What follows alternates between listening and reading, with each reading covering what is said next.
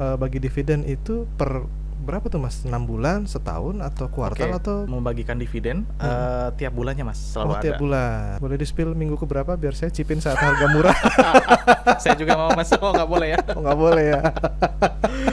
Oke.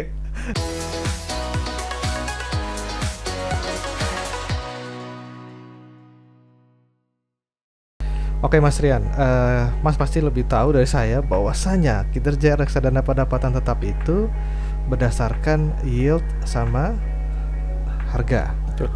Nah, kira-kira outlook ke depannya ini kayak gimana Mas? Oke, jadi mungkin lebih berbicara terkait dengan capital gain juga kali ya. Capital gain, oke. Ya, dari Ya. penurunan yield, oke. Untuk saat ini sendiri sih kita lihat untuk tren suku bunga masih dalam tren penurunan Mas, baik Oke. dari The Fed maupun dari Bank Indonesia, Ya. baik di tahun ini maupun di tahun depan. Ya. Dengan kondisi seperti ini sih seharusnya untuk dari capital gain sendiri itu masih ada potensinya di Oke. obligasi pemerintah utamanya ya. Ya. Walaupun memang pergerakan atau penurunan dari yield itu benar-benar cepat sekali ya di tenor-tenor pendek. Cuman kita lihat dengan potensi penurunan BI rate yang masih ada, seharusnya itu masih ada potensi capital gain tambahan lagi untuk di short tenor. Meskipun untuk medium term mungkin bakal menjadi lebih menarik itu di durasi mid to long seperti itu Mas. Oke, mid to long nih berapa lama sih Mas? Kalau versi Mas Rian? Untuk tenor mungkin bisa dibilang 10-15 tahun seperti itu Mas ya, untuk udah mid long tenor. Oke. Lanjut nih Mas Rian, kita balik ke perihal produk reksadana. Nah, Mas Rian kan handle beberapa produk fixed income. Sebagai fixed income manager, kira-kira adakah strategi khusus untuk menyikapi sehingga reksadana pendapatan tetap yang BNI AM kelola itu jadi lebih atraktif, karena apalagi terkait tren penurunan suku bunga ini? Apakah rebalancing atau sejenisnya Mas? Kecenderungan yield untuk terus turun ya, dengan outlook suku bunga yang juga menurun. Betul. Untuk strategi sendiri sih dari fund fixed income kami, kita switching beberapa seri-seri yang kurang liquid menjadi seri-seri yang lebih liquid. Jadi istilahnya agar apresiasi dari harga tersebut dapat dengan cepat refleksi di dalam portofolio kita, seperti itu. Sedangkan untuk saya untuk money market fund ya, untuk yang pasar uang sendiri, kita terus mengganti atau melakukan switching dari tenor-tenor yang pendek yang sudah hampir mature dengan tenor-tenor yang panjang. Mungkin mentoknya memang 1 tahun, cuman kita tetap aiming ke sana karena kita ingin memitigasi resiko dari reinvestment risk seperti itu, karena kita tahu ke depan suku bunga akan semakin rendah. Jadi kita better lock yield saat ini. Oke. Nah, come up to the next question nih Mas. Kalau memang suku bunga trennya akan lebih rendah lagi, jika ada investor ingin berinvestasi di reksadana fixed income, katakanlah dia manfaatkan momen gitu. Nah, hal-hal apa yang mesti dia antisipasi Mas? Apakah langsung chip in semuanya atau gimana Mas? Apa yang perlu diantisipasi? Oke. Mungkin pertama balik lagi ke risk profile dari investor tersebut kali ya. Oke. Kalau memang punya profil risiko yang moderat, mungkin bisa masuk ke fixed income, terutama dengan outlook penurunan suku bunga ke depan, which is good for reksadana pendapatan tetap ya. Cuman patut diingat lagi bahwa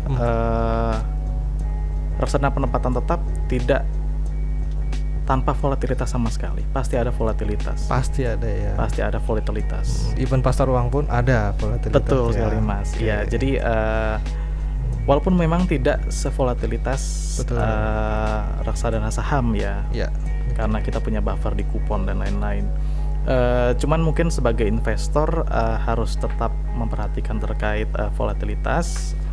Cuman jangan terlalu terpaku dengan pergerakan harian atau jangka pendek. Tetap fokus ke tren jangka panjangnya, which is penurunan suku bunga, baik di domestik maupun di global. Oke, lanjut ke produk deh kalau gitu Mas. Produk udah kan? Walaupun udah.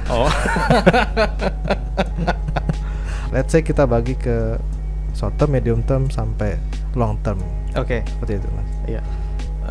Untuk short term kita melihat untuk tren dari bull steepening ini. Bull steepening adalah kondisi di mana government bond dengan tenor yang jangka pendek itu lebih terapresiasi lebih cepat dibandingkan dengan yang tenor lain. Bull tuh kerbau ya. Betul. Steep tuh terjal. Lebih terjal, iya. Jadi untuk yield curve-nya bakal lebih cenderung terjal di bagian tenor jangka pendek seperti itu. Kerbau yang naik berarti ya. Karena kita masih melihat itu masih akan terjadi sampai akhir tahun. Jadi untuk short term sendiri sih kita lebih merekomendasikan untuk produk-produk di mana underlying-nya itu banyak government bond dengan durasi pendek seperti BNI AM Short Duration Bond Index seperti itu, Mas. Short Duration Bonds Index. Betul. Untuk jangka menengah sendiri seiring dengan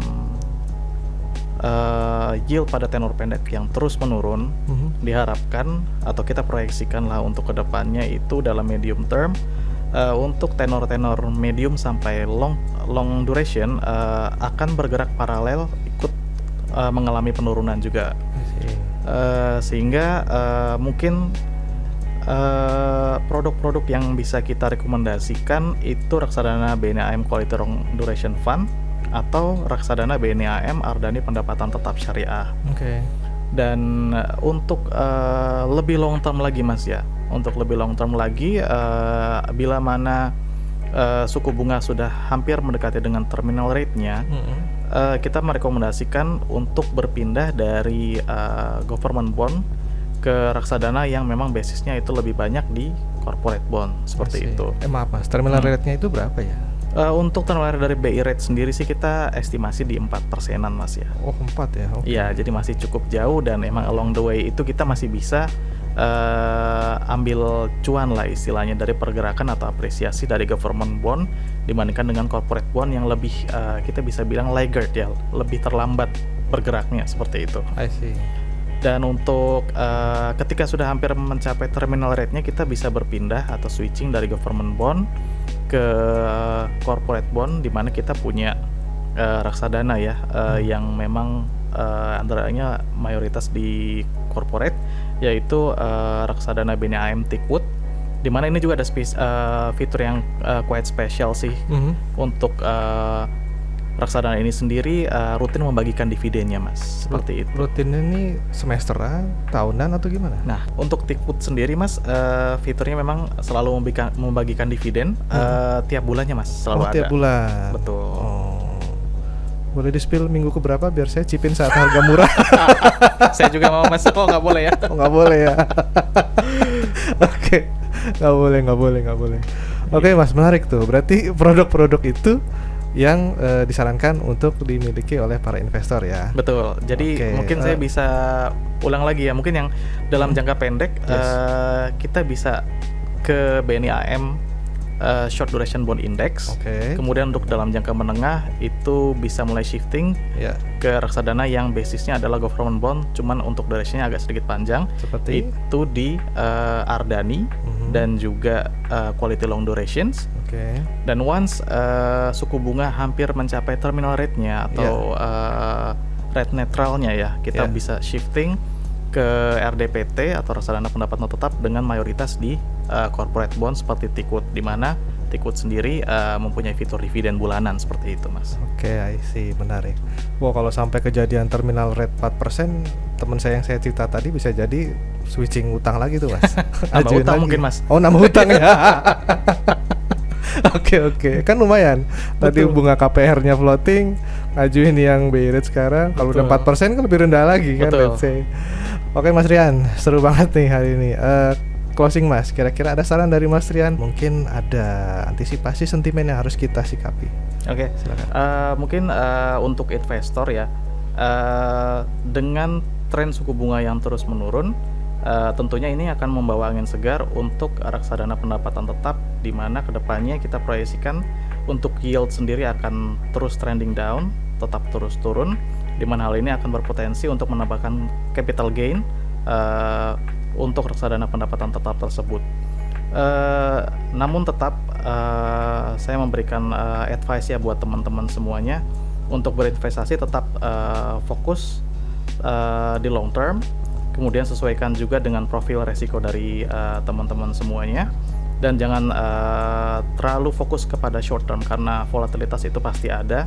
Cuman dengan proyeksi long term yang terus turun untuk suku bunganya, maka teman-teman bisa lebih tenang ya untuk dalam berinvestasi di reksadana pendapatan tetap. Oke, menarik sekali. Terima kasih Mas Rian, waktunya seru banget, kita belajar banyak banget hari ini dari Mas Rian. Dan Siap. untuk Great People, ternyata turunnya BI rate ini juga merupakan peluang semakin membaiknya perekonomian Indonesia dan juga membuka kesempatan kepada para investor untuk mulai katakanlah berinvestasi satu level lebih tinggi, yaitu di reksadana fixed income. Tidak usah nunggu sampai terminal rate ya Great People. Kalau mau investasi fixed income mulai dari sekarang. Oke, Great People dimanapun berada, kita sudahi untuk acara podcast hari ini. Jangan lupa follow akun Instagram BNI Asset Management, follow juga YouTube-nya BNI AM, Spotify-nya BNI AM, dan seluruh akun sosial medianya BNI AM. Ikuti juga episode podcast yang lainnya di YouTube dan Spotify BNI Asset Management. Om Rian, kita tutup dengan yel-yel BNI AM. BNI AM, Better Future, Invest Now. Terima kasih, sampai jumpa lagi Great People.